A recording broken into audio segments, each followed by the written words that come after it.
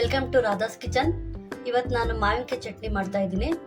ಬನ್ನಿ ಅದಕ್ಕೆ ಏನೇನು ಸಾಮಗ್ರಿ ಬೇಕು ಅಂತ ನೋಡೋಣ. ನಾನು ಅರ್ಧ ಮಾವಿನಕಾಯಿ ತಗೊಂಡಿದ್ದೀನಿ, ತುರಿದಿಟ್ಕೊಂಡಿದ್ದೀನಿ. ಒಂದು ಉಂಡೆ ಬೆಳ್ಳುಳ್ಳಿ, ಬದನೆಕಾಯಿನ ಸುಟ್ಟಿ ಇಟ್ಕೊಂಡಿದ್ದೀನಿ. 1 ಸ್ಪೂನ್ ಅಷ್ಟು ತೆಂಗಿನಕಾಯಿ ತುರಿದಿಟ್ಕೊಂಡಿದ್ದೀನಿ. ಒಂದು ಈರುಳ್ಳಿ ತಗೊಂಡಿದ್ದೀನಿ ಸುಟ್ಕೊಂಡಿರೋದು. 2 ಹಸಿಮೆಣಸಿನಕಾಯಿ ಸುಟ್ಕೊಂಡಿದ್ದೀನಿ.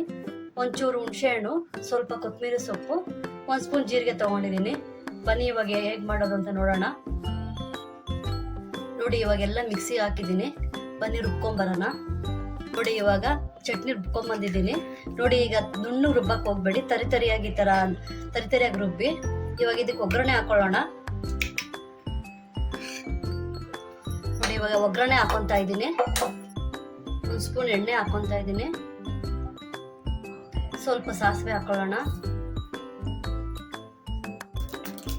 ಒಣಮೆಣಸಿನಕಾಯಿ ತಗೊಂಡಿದ್ದೀನಿ 4. ಒಂದು ಸ್ವಲ್ಪ ಕರ್ಬೇವಿನ ಸೊಪ್ಪು ಒಗ್ಗರಣೆ ಮಾಡ್ಕೊಳ್ಳೋಣ.